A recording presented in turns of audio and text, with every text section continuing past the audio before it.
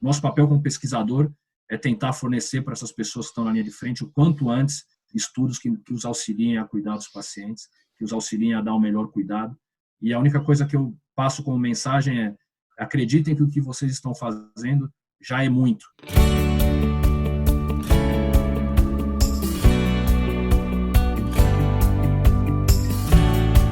Salve, salve, mundo do conhecimento!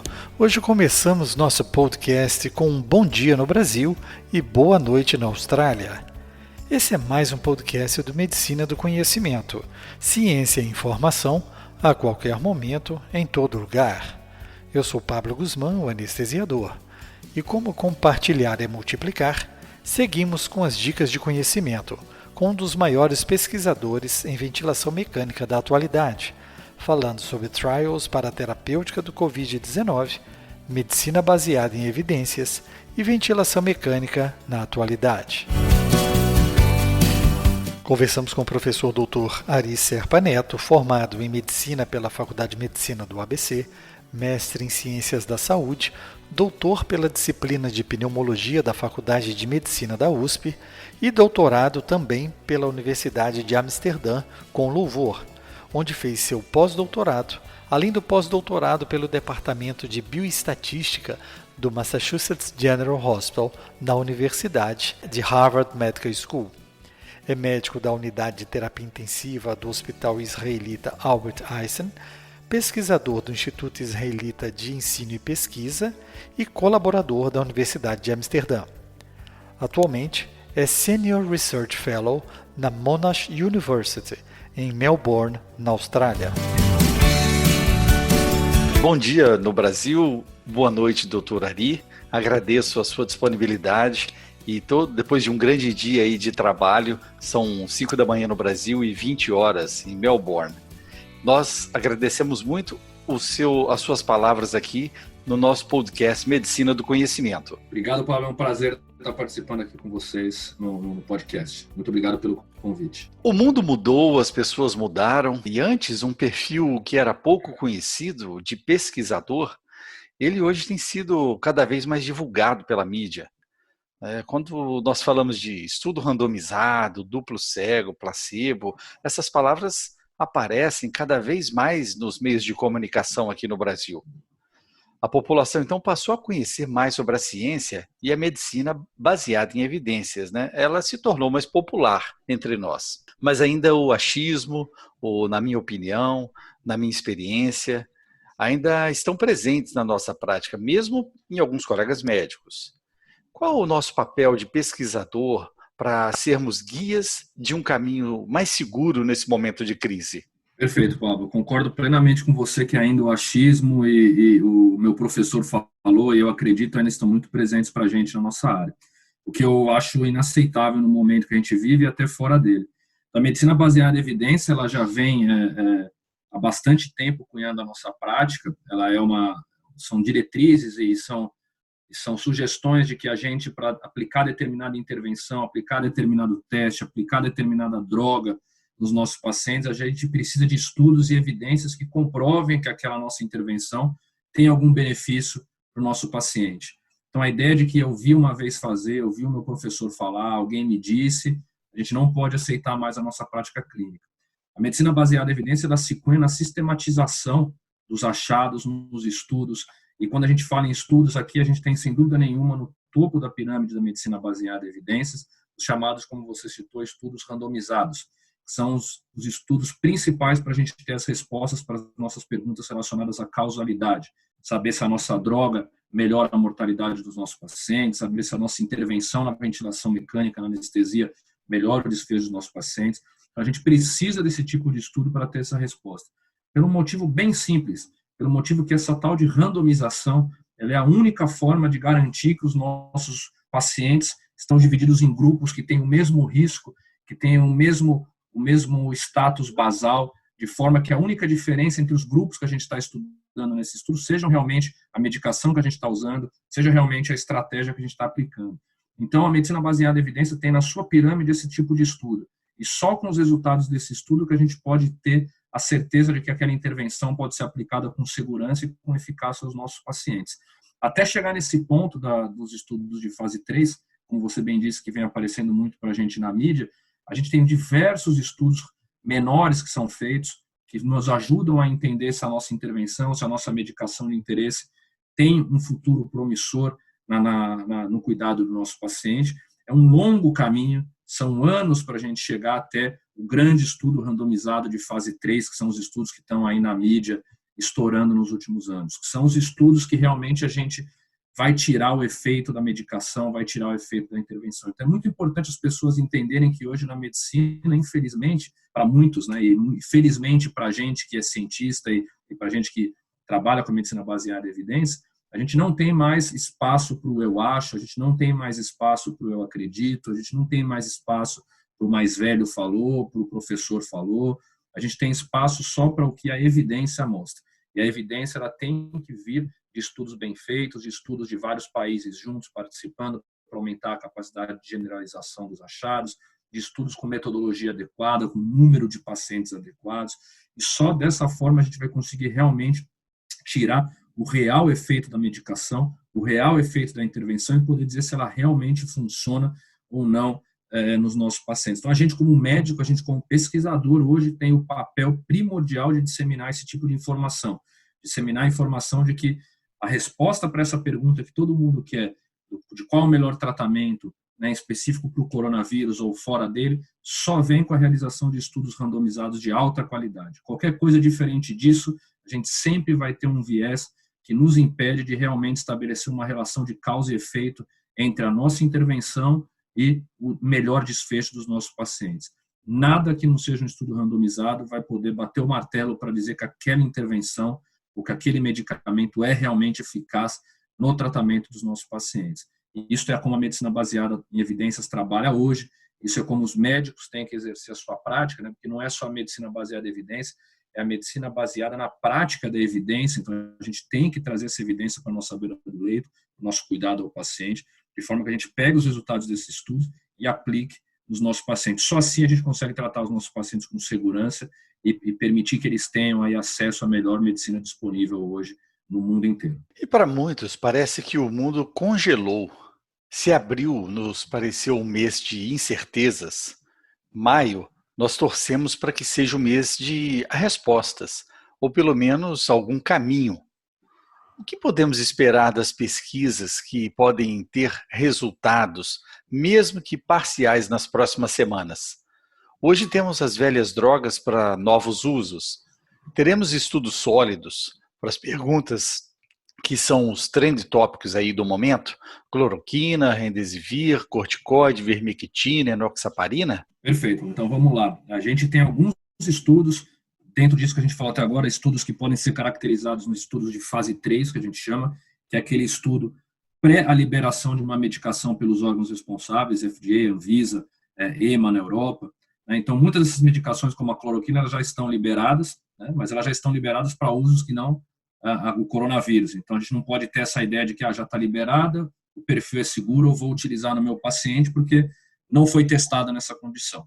Então, a gente tem realmente, como você bem disse, abril foi bem complicado, abril foi o mês das fake news, o mês das notícias de WhatsApp, o mês que quase a ciência entrou em colapso, mas eu acredito que agora em maio a gente vai colher frutos de muito trabalho duro em abril. Então, eu gostaria de começar comentando do Brasil, que eu acho que o Brasil está tendo um papel importante nisso. O Brasil tem vários estudos. O Brasil, já um estudo de Manaus já foi publicado numa das revistas do JAMA, mostrando os problemas com os efeitos colaterais de cloroquina em dose mais alta.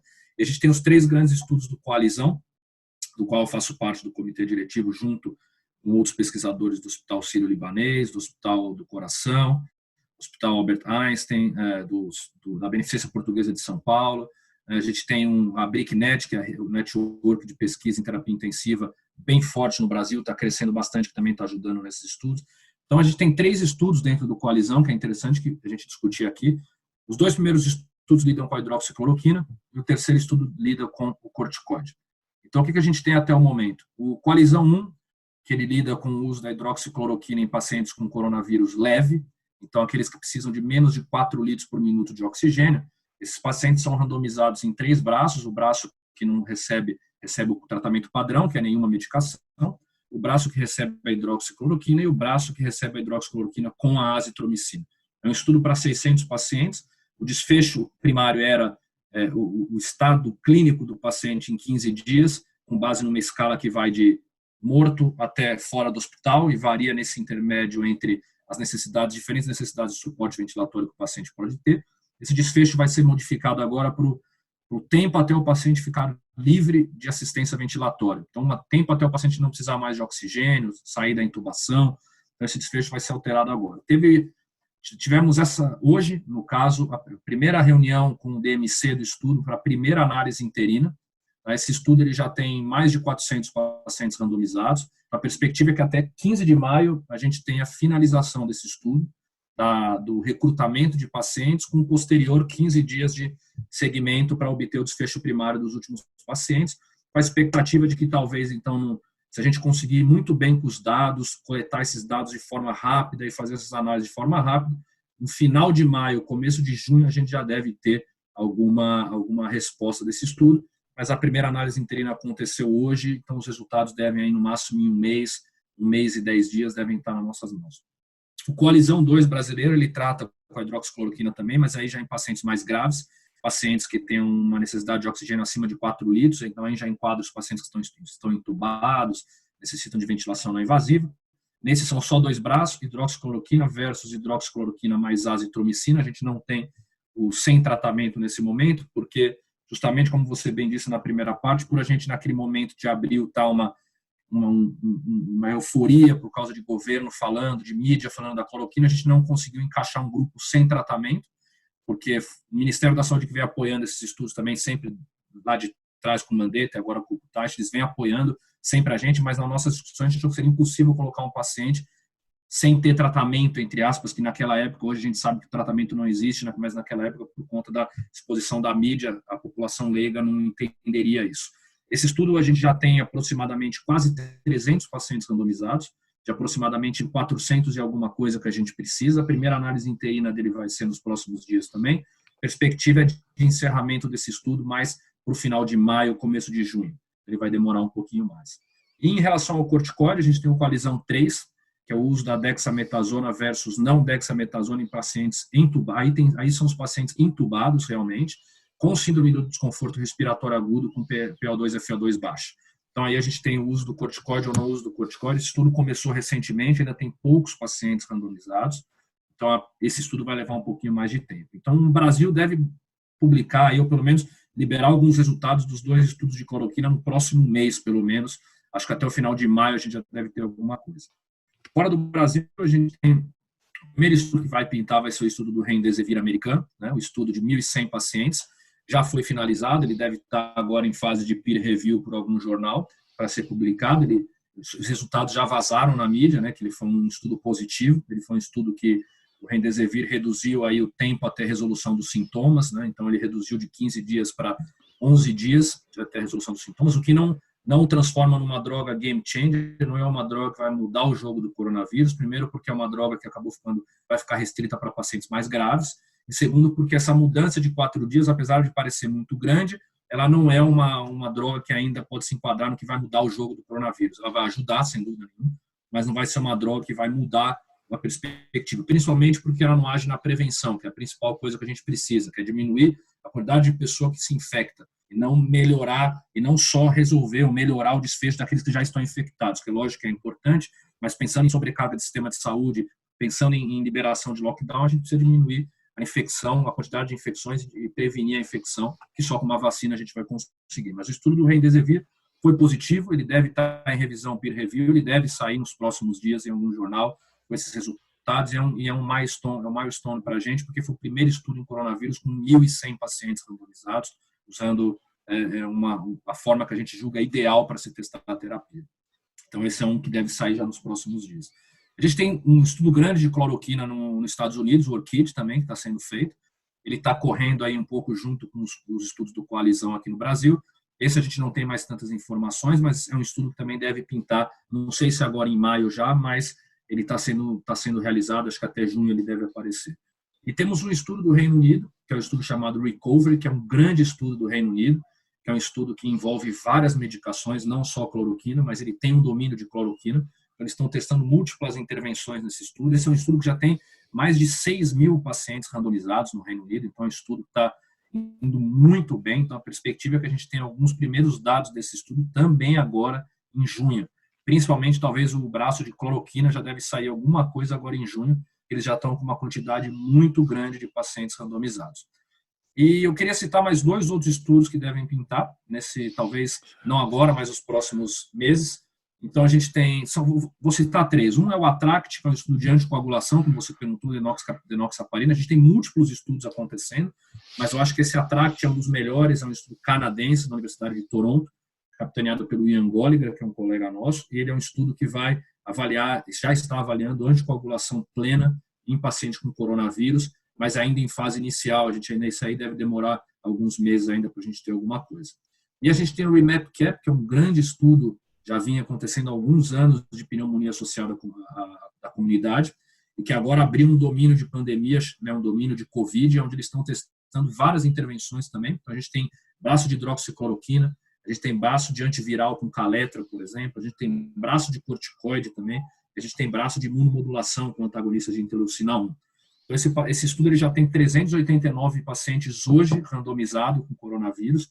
Então, também é um estudo, como ele tem um desenho um pouco diferente, a expectativa é que também agora, em maio, a gente já tenha alguma coisa dele aparecendo, alguma análise inicial. E a gente tem um estudo, para finalizar, um estudo no Brasil, começando provavelmente nos próximos dias, de plasma convalescente. É um estudo capitaneado pela Universidade de Campinas, a Faculdade de Medicina da USP de Ribeirão, o Sírio-Libanês, o Albert Einstein, que a amostra inicial são 30 pacientes, randomizados para terapia padrão ou para 2 volumes diferentes de plasma convalescente, um volume mais baixo, um volume mais alto, na ideia de saber se o volume mais baixo também é capaz de dar algum benefício ao paciente e não expor ao malefício do alto volume do plasma. Então, esse estudo é um estudo que eu faço parte do DMC, então a gente vai ter a primeira reunião do DMC amanhã, e provavelmente a ideia é que esse estudo, a CONEP aprovando, já deve começar nos próximos dias, e a perspectiva de recrutamento rápido no Brasil também agora, os números de casos. Então, acredito que até o final de maio, se tudo correr bem, até o início de junho, esse estudo já deve ter também, pelo menos, alguma coisa das primeiras análises interinas mostrando. Então, agora em maio, para resumir, a gente vai ter o Remdesivir, esse primeiro estudo já vai sair, a gente vai ter o Coalizão 1 finalizando, com algumas análises talvez já sendo apresentadas, grande chance do Coalizão 2 também finalizar agora em maio, e talvez a gente não vai ter nenhum resultado para apresentar, mas para o começo de junho, com certeza. O Coalizão 3 de corticoide ainda vai levar um pouquinho mais de tempo, assim como o estudo de anticoagulação dos canadenses, e também, com certeza, alguma coisa dos britânicos com recovery, principalmente focado em hidroxicloroquina, e do REMAP-CAP a gente também vai ter. Então, maio, aí acho que vai pintar bastante coisa. Isso eu estou falando só dos grandes trials, né? Então, a gente ainda tem mais de 115 estudos acontecendo, mas esses são os principais que podem mudar o curso da doença, que a gente já deve ter agora em maio alguma coisa. Ótimo, a gente fica na expectativa. E focando no tema ventilação mecânica, o que aprendemos nos últimos anos é suficiente para os nossos pacientes hipoxêmicos do Covid? Ou seja, encher os pulmões, mantê-los abertos e agora de cabeça para baixo. É uma fórmula muito simples, mas é eficiente para esses pacientes também? Então, Pablo, eu acho que a gente tem que sempre lembrar e tentar aplicar na beira do leito coisas que a gente já aprendeu que funcionam. Então, a primeira coisa é, apesar do coronavírus ser uma doença nova, e apesar da apresentação dela ser super diferente do que a gente está acostumado, então a gente tem uma doença que parece ter uma prevalência de fenômenos tromboembólicos diferente do habitual, parece que é uma doença que tem um componente intravascular muito pior, talvez, do que um próprio componente epitelial alveolar, parece que a patologia que acontece na microvasculatura é muito pior. Então, tem particularidades que a gente ainda não entende tão bem do Covid. Entretanto, eu acho que a gente tem que tomar cuidado de não tentar deixar de utilizar estratégias que a gente sabidamente sabem que funcionam em pacientes com síndrome do desconforto respiratório agudo, tendo como desculpa que é uma doença diferente. Então, vale a gente lembrar que todos os estudos que a gente tem até hoje de ventilação mecânica em SARA, em síndrome do desconforto, tinham como critério de entrada nesses estudos o paciente ter infiltrado bilateral difuso, relação PO2 a FO2 menor que 300, alguns menor que 200, né? Um fator que pudesse levar a essa síndrome do desconforto, e ter excluído uma causa cardiológica, hipervolemia. Se ele tivesse esse critério, esse paciente entrava nos estudos. Então, se esse paciente tinha essa condição, por uma pneumonia viral, mesmo que não coronavírus, mas uma outra pneumonia viral, ele foi incluído nesses estudos. Então, o paciente com coronavírus teria sido incluído em todos os trials de SARA. Então, todos os trials que a gente teve de SARA, eles têm que ser pensados nesses pacientes também. Então, o volume corrente mais baixo, ele tem que ser utilizado. Porque, apesar de muitas pessoas falarem que talvez a complacência desse paciente é melhor, e ela é mesmo, consequentemente, ele toleraria volumes correntes mais altos, tudo isso eu concordo, mas tudo isso a gente está deixando de aplicar a melhor evidência no momento, que é o quê? Volume corrente baixo em pacientes com síndrome de desconforto. Independente da complacência. A complacência nunca entrou na definição de síndrome de desconforto. A complacência, ela foi discutida para ser incorporada na definição de Berlim, não entrou porque não acrescentou aspecto preditivo para a definição. Tinham pacientes do estudo de volume corrente alto e baixo de 2000 que tinham complacência boa e que mesmo assim a redução do volume corrente foi benéfica. Então, acho que a gente tem que tomar cuidado em pensar que esse paciente é muito diferente do que a gente já viu e deixar de aplicar estratégias que a medicina baseada em evidência já mostrou que funciona. Então, o volume corrente baixo tem que ser utilizado, a posição prona tem que ser utilizada o quanto antes nesses pacientes, baseado na oxigenação. Então, a gente já sabe, o paciente que tem uma relação PO2 a FO2 menor que 150, como o estudo PROSEV, esses pacientes têm que ser pronados e eles respondem super bem, os pacientes com coronavírus, porque são pacientes que não têm um grande predomínio de colapso, parece que tem uma condição de microtromboses na circulação pulmonar muito importante. Então, a partir do momento que você coloca o paciente em prona, você também tem a capacidade de melhorar o match de ventilação perfusão, que melhora a hipoxemia desses pacientes. A questão de recrutamento alveolar e PIP, e até os próprios defensores do recrutamento alveolar e PIP, eles também falam isso, né? O professor Marcelo Amato já falou isso em várias aulas dele. A gente não tem que mais utilizar essa estratégia de uma forma totalmente disseminada, como a gente fazia no passado, para qualquer paciente. Não é uma estratégia que tem que ser individualizada, ela tem que ser restrita a pacientes que têm potencial de responder a ela, tem que ser restrita a cenários onde o médico e o fisioterapeuta têm capacidade de aplicá-la da melhor forma e de monitorizar o paciente. Então, assim como nesse cenário habitual, no coronavírus, mais ainda. Primeiro, porque o coronavírus vem se mostrando uma patologia que parece não ter um grande predomínio de colapso alveolar. Então, o recrutamento alveolar, o pulmão aberto, teria ainda menos efeito, já que você não tem colapso. E ainda a gente tem que pensar na sobrecarga do sistema de saúde, com 50, 60 doentes entubados. A gente utilizar uma estratégia que a gente tem que monitorizar tão de perto e tem que ter uma equipe tão especializada, a gente tem que realmente deixar ela bem restrita para aqueles pacientes que têm capacidade de responder a ela. Então, na minha opinião, hoje a ventilação mecânica desses pacientes ela tem que seguir a melhor prática que a gente tem de ventilação mecânica em síndrome do desconforto. Então, que é um volume corrente baixo, com uma manutenção de uma pressão de platô mais baixa, monitorização da driving pressure desses pacientes para entender se a nossa estratégia está sendo realmente protetora, né? O PIP e o recrutamento ser guardado para casos de resgate, hipoxemia refratária, situações específicas. A gente ser muito liberal no uso da prona baseado no critério de hipoxemia. Relação PO2 e FO2 menor que 150, a prona precoce tem que ser utilizada. Então, acho que a gente tem que tomar cuidado para não desviar do que a gente já sabe, do que a gente já aprendeu, do que a gente já comprovou que funciona, com base em poucos pacientes que a gente viu, com base em estudos pequenos, e deixar de aplicar a melhor evidência que a gente tem hoje. Então, essa é a minha opinião. Eu acho que a gente tem que ainda utilizar nesses pacientes a melhor estratégia para ventilar a síndrome de desconforto que a gente conhece. Um paciente em específico do seu serviço, ele pode se comportar um pouco diferente, onde você vai ter que fazer uma estratégia diferente? Talvez sim, mas um paciente não representa o global, não representa a população total de pacientes que estão sendo tratados. Então, a gente tem boas evidências, mais de 20 anos de pesquisa em SARA. Esses estudos de SARA com certeza incluem pneumonia viral. Então, esses estudos têm que ser aplicados na nossa beira do leito, a gente não pode abrir mão da melhor evidência que a gente tem. Ok, estamos aí, são cerca de 13 horas que nos separam nessa linha do tempo, né? Mas um grande movimento que nos une, que é o interesse pela ciência. E a sua vida é ser cidadão do mundo, né? De São Paulo para Amsterdã, no Postdoctoral Fellow, para Boston, no Postdoctoral Researcher, e agora como Research Fellow da Monash University, em Melbourne, na Austrália. E nós ficamos aqui ansiosos pela produção científica nesse grupo tão importante na ventilação mecânica do mundo. Você poderia nos adiantar as novidades e as linhas de pesquisas atuais em terapia intensiva?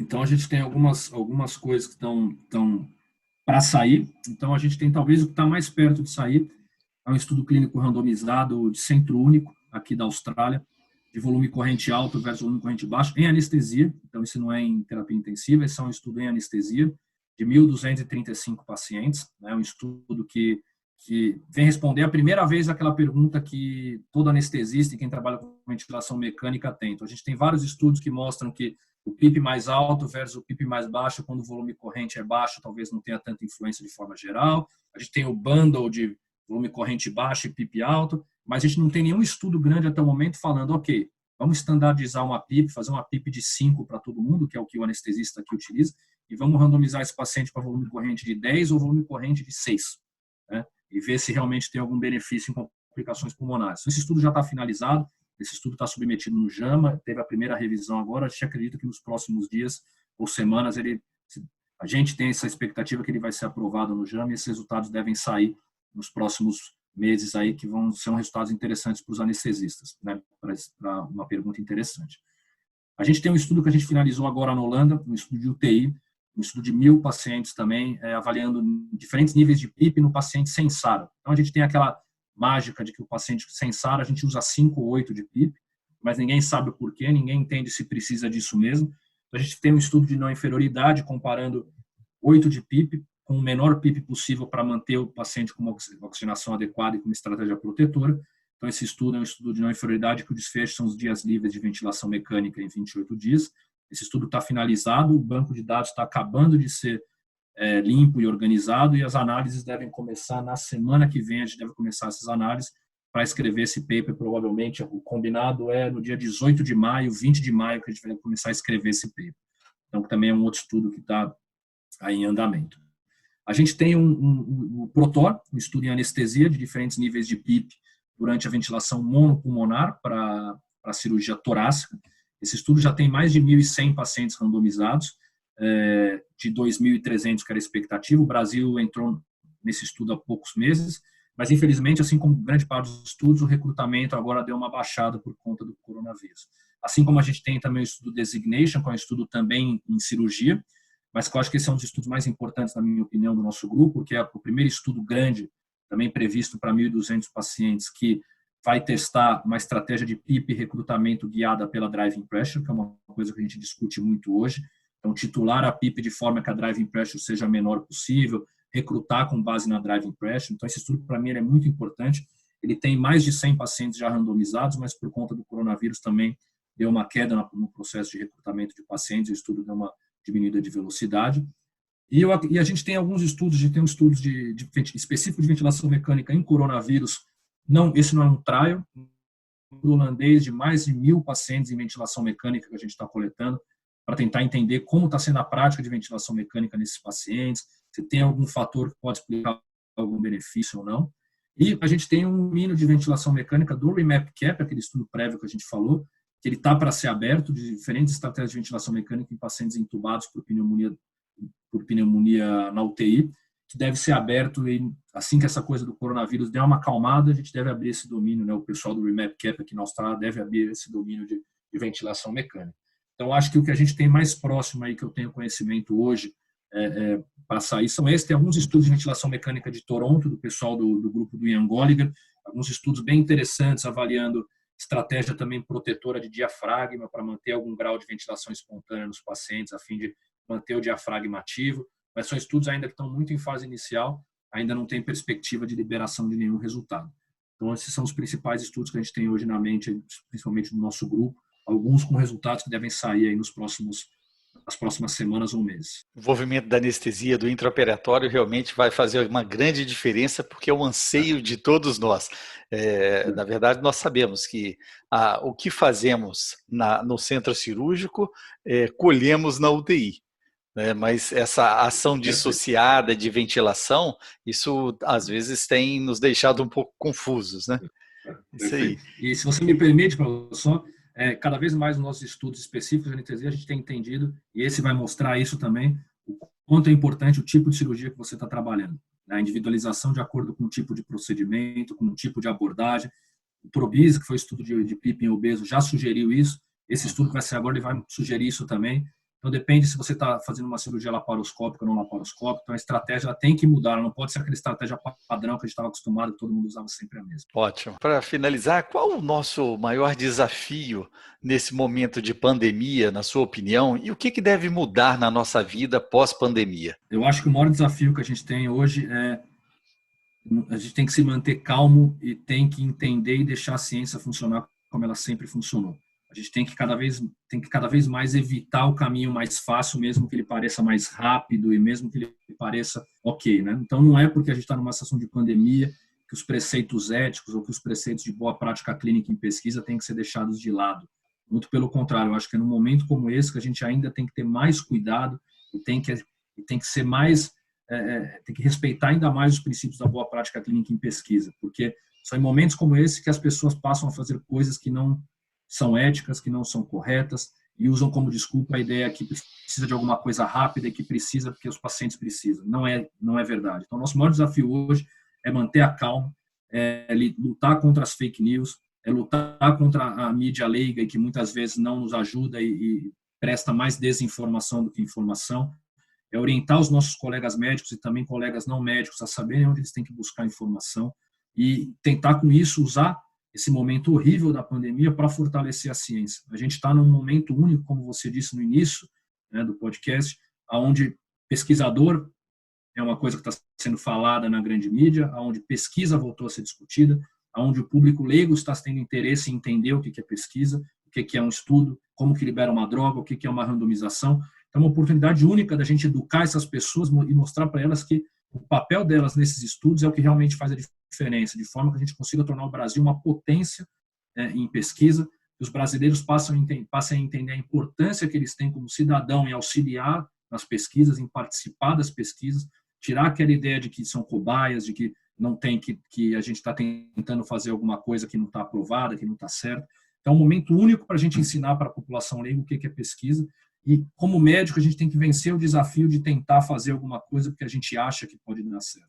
A gente tem que vencer aquela sensação de que eu não estou fazendo nada. Né? Não oferecer ao seu paciente uma terapia que não tem evidência nenhuma não é a mesma coisa que não fazer nada.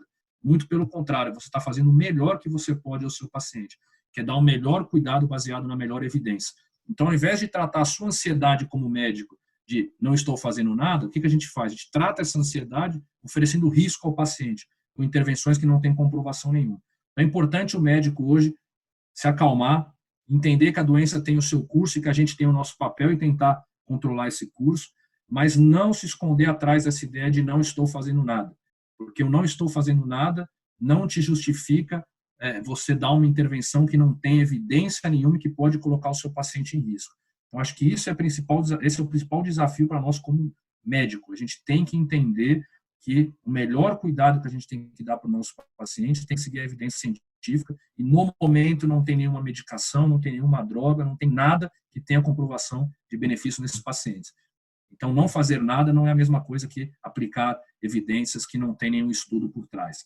Então, é a nossa ansiedade que a gente tem que aprender a controlar, que é o nosso maior desafio hoje. Muito obrigado, a gente agradece aí e finaliza o nosso podcast Medicina do Conhecimento. Pede que se deixe uma mensagem aí de positividade aí para os colegas que estão aqui enfrentando o Covid realmente de frente, tentando oferecer o melhor para os seus pacientes. Perfeito, Paulo. Eu queria primeiramente parabenizar e também agradecer todos os médicos que estão na beira do leito, na linha de frente, porque até para pesquisa, sem essas pessoas, ela não acontece também. A gente sabe todas as dificuldades, todo o estresse que está acontecendo. A gente está entrando na pior fase agora no Brasil. Eu, apesar de estar na Austrália, o que acontece no Brasil me influencia muito, porque minha família e meus amigos estão aí. Então, assim como vocês sofrem com isso, eu também estou sofrendo. E eu acho que o médico agora, cada vez mais, é a chance e agora é a obrigação dos políticos, do povo, voltar a valorizar e respeitar o médico como ele deve ser respeitado, que há muito tempo se perdeu isso. Porque agora está se mostrando a importância de ter bons médicos, a importância de ter pessoas treinadas, porque agora o médico está fazendo muito mais diferença do que ele já faz normalmente. Então, eu queria parabenizar todos os colegas que estão na beira do leito, agradecer pela ajuda, dizer que isso vai passar, pode demorar, a gente não sabe, mas vai passar e a gente vai sair disso, na minha opinião, mais forte, vai sair disso melhor como sociedade, vai sair disso melhor como profissional e nosso papel como pesquisador é tentar fornecer para essas pessoas que estão na linha de frente o quanto antes estudos que os auxiliem a cuidar dos pacientes, que os auxiliem a dar o melhor cuidado. E a única coisa que eu passo como mensagem é: acreditem que o que vocês estão fazendo já é muito. Não dar uma medicação não é não fazer nada. Vocês já fazem muita coisa, fazem intervenções constantemente que vão salvar a vida dos seus pacientes muito mais do que dar uma medicação que não tem evidência nenhuma. Então, acho que isso que as pessoas têm na cabeça. Sempre que passar pela cabeça a ideia de não estou fazendo nada pelo meu paciente, pare e pense o quanto que você já fez para esse paciente ainda estar vivo e você está com ele ali no leito. Então, parabéns e obrigado para todos que estão aí nessa linha de frente, lutando contra essa pandemia horrorosa que a gente está vivendo. E obrigado, Pablo, pelo convite. Um prazer estar aqui. Obrigado e bom trabalho aí, boa noite. Ainda tem muita coisa pela frente aí. Obrigado. Onde você escutar, deixe seu like, suas estrelas, seu joia. Você escolhe o Medicina do Conhecimento nos players Spotify, Deezer, iTunes, SoundCloud, Google Podcast, YouTube e em outros vários agregadores de podcast. Não deixe de compartilhar nas suas redes para atingirmos colegas de várias especialidades e aumentarmos o nosso mundo do conhecimento. Afinal, compartilhar é multiplicar.